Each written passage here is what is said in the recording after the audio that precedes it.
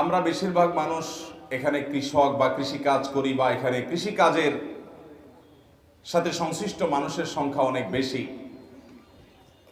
এটা আমাদের কোরআন এবং হাদিসের আলোকে আমরা দেখতে পাই যে এটা বিশেষ তাৎপর্যপূর্ণ একটা দিক, অত্যন্ত ফজিলতপূর্ণ একটা দিক। আপনারা অনেকে জেনে থাকবেন যে আল্লাহ রাব্বুল আলামিন যত নবী রাসূল পৃথিবীতে পাঠিয়েছেন তাদের অনেকেই ছিলেন কৃষিকাজের সাথে সম্পৃক্ত। কৃষক ছিলেন, চাষি ছিলেন, চাষাবাদ করতেন, এটা পেশা ছিল। আমাদের নবী করিম সাল্লাল্লাহু আলাইহি ওয়াসাল্লাম চাষাবাদের কাজ করেছেন, তিনি খেজুরের গাছ লাগিয়েছেন।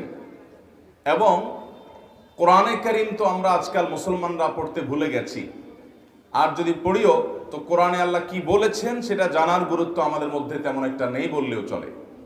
অথচ আপনি যদি কোরআন খোলেন, আপনি দেখবেন কোরআনের পাতায় পাতায়, সূরায় সূরায়, পৃষ্ঠায় পৃষ্ঠায় আল্লাহ রাব্বুল আলামিন কৃষিকাজ, কৃষক এবং চাষাবাদ সম্পর্কে নানাবিধ বক্তব্য রেখেছেন। গোটা কোরআন জুড়ে আল্লাহ তাআলার কালামে আপনি দেখবেন যে কৃষিকাজ সম্পর্কে, ফসল সম্পর্কে, ফসলের উৎপাদন সম্পর্কে, ফসলের বর্ণ বৈচিত্র্য এটা সম্পর্কে, এবং আল্লাহ তাআলার অনেক গুরুত্বপূর্ণ আদেশ নিষেধকে, ফসল উৎপাদনের বিভিন্ন যে বৈচিত্র্যময় দিক আছে, অধ্যায় আছে, সেগুলোর সাথে আল্লাহ তাআলা তুলনা করেছেন। সূরা ওয়াকিয়া যদি আপনি খোলেন দেখবেন সূরা ওয়াকিয়া 63 এবং 64 নম্বর আয়াতে আল্লাহ রাব্বুল আলামিন বলেছেন, আফরাআইতুম মা তাহরুসুন, তোমরা যে চাষাবাদ করো, তোমরা যে ফসল উৎপাদন করো, তোমরা কি দেখেছো যে এই ফসলটা যে উৎপাদিত হচ্ছে, আনতুম তাজরাউনাহু আম নাহনু যারিউন, এটা কি তোমাদেরই উৎপাদন করার ক্ষমতা তোমাদের হাতেই আছে, নাকি আল্লাহ বলছেন যে আমি এটাকে উৎপাদন করি? এটা কি দেখে কখনো তোমরা চিন্তা করেছো, এটা ভেবেছো?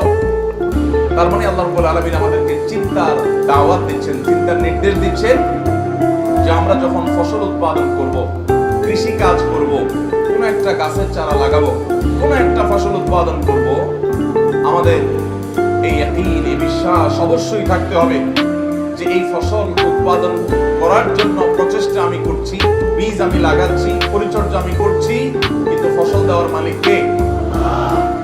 একমাত্র আল্লাহ রাব্বুল আলামিন যে ফসল দেওয়ার মালিক। এই কারণে অনেকে অনেক সুন্দর করে পরিচর্যা করেও সবকিছু ঠিকঠাক মতো করার পরও কাঙ্ক্ষিত ফসল উৎপাদন করতে পারে না। আবার অনেকে অনেক অল্প প্রচেষ্টার পরও দেখা যায় আল্লাহ রাব্বুল আলামিন তাকে তার যে এক্সপেক্ট থাকে, তার যে আকাঙ্ক্ষিত ফসল পাওয়ার কথা থাকে, তার চেয়ে অনেক বেশি দিয়ে থাকে। হয় কি হয় না এরকম?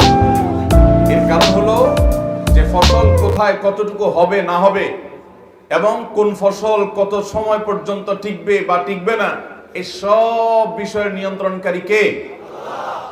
তাহলে ফসল উৎপাদন সম্পর্কে আল্লাহ রাব্বুল আলামিন এরকম একটা পরিষ্কার বার্তা আমাদেরকে দিয়েছেন।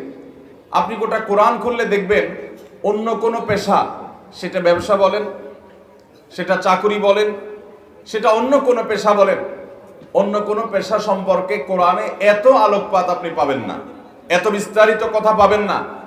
কৃষি সম্পর্কে, চাষাবাদ সম্পর্কে কোরআনে যত ডিটেইল আলোচনা করা হয়েছে এবং বিভিন্ন অ্যাঙ্গেল থেকে আলোচনা করা হয়েছে, দৃষ্টান্ত দিতে গিয়ে চাষাবাদ বা কৃষি সম্পর্কিত বিষয়গুলোকে তুলে আনা হয়েছে, ফসলের কথা আনা হয়েছে, মানুষের জীবনের মর্ম উপলব্ধি যেন করতে পারে, আখিরাতে মানুষকে আল্লাহর সামনে দাঁড়াতে হবে সেই বাস্তবতা যেন উপলব্ধি করতে পারে। এই সব কিছুর জন্য আল্লাহ তাআলা ফসলের সাথে, ফসল উৎপাদনের সাথে, এর বিভিন্ন স্তরের সাথে আল্লাহ তাআলা তুলনা করেছেন। কোরআনে অন্য কোনো পেশা সম্পর্কে এত গুরুত্বপূর্ণ এবং এত বিস্তারিত এবং ডিটেইল আলোচনা আল্লাহ সুবহানাহু ওয়া তাআলা করেন নাই কৃষিকাজ এবং চাষাবাদ সম্পর্কে রব্বুল আলামিন যত আলোচনা করেছেন। মোহতারাম হাজিরিন, আপনি যদি কোরআনে কারীমের সূরা